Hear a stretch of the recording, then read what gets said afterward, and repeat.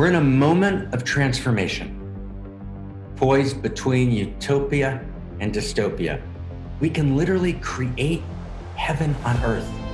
We have the science, we have the technological capacity to feed and empower every human being on earth.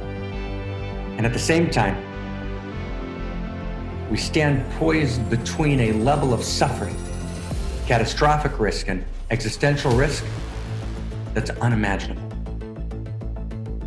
We're in a moment of transformation, very much like the caterpillar. The caterpillar that's desperate to turn into a butterfly. When the butterfly nears its transformation time, it begins to eat ravenously, consuming. Like us, we've defined ourselves as consumers. We keep taking in and taking in. We try and cover up the emptiness. The caterpillar body, which is the body politic, which is our body, becomes heavy. We outgrow our skin many times. The caterpillar outgrows its skin until it's too bloated to move. And then something happens. Possibility. The caterpillar attaches to a branch. It's upside down, much like in this moment, everything is upside down. So much in the world is turned on its head. We thought until 2020 it was too big to fail. And it's now self-evident that's not true. And then the chrysalis, an enclosing shell, forms around the caterpillar, turned upside down, limiting the freedom of the caterpillar. The caterpillar has to turn inward. Now open your heart, open your mind, and let's feel this and think this and imagine this together. The very next stage for the caterpillar is the moment where tiny new cells begin to appear, which are of a different order than the earlier cells. In science, they're literally called imaginal cells. These cells carry new codes. We might call them evolutionary love codes. But first, of course, the caterpillar's immune system perceives these new cells as enemies. They're attacked. What are you talking about, a crisis? Why do you want to change things? Let's just be happy. Let's get back to normal. And just like in the caterpillar, the immune system attacks the new cells. The immune system tries to destroy the imaginal cells in the caterpillar.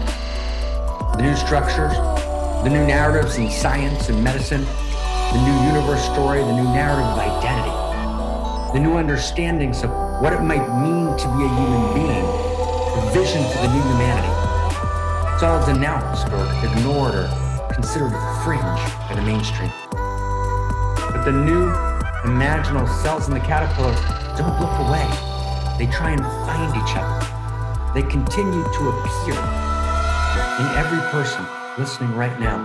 You and I, we're both imaginal cells, and we're looking for each other. And as we feel the allurement, we feel the call, we begin to answer the call, we begin to find each other, bonding together, creating new possibilities, creating new organized comings together of coherence and intimacy. And we begin to live into the possibility of creating a new human and a new humanity. The crisis of imagination of the caterpillar at the beginning, desperately, urgently wanting, needing to become a butterfly in order to survive, is healed and transformed. The chrysalis becomes transparent. The restricted freedom, the lockdowns in all of their forms are now over. There's new possibility. There's a new vision. There's a new imagination. Freedom emerges in the butterfly. explodes. That's the nature of this moment. We need new codes, and new codes means a new story, a new global ethos for a global civilization,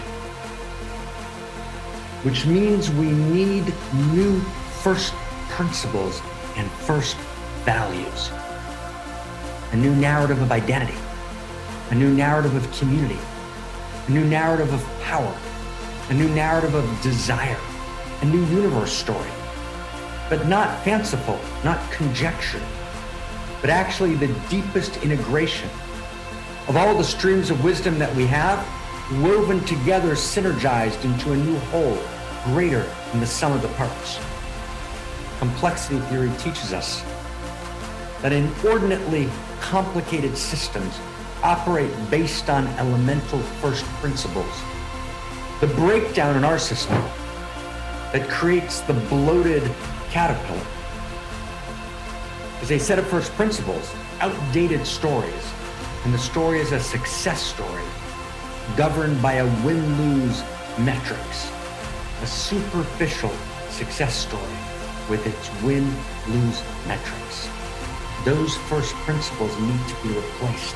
A new story, a new vision for what it means to be a human being as a unique, creative self, making a unique, gorgeous contribution, each of us giving our unique gift to the larger Unique Self Symphony. We've come together at the Office for the Future to articulate these first principles and first values at this time between worlds, at this time between stories. Join us.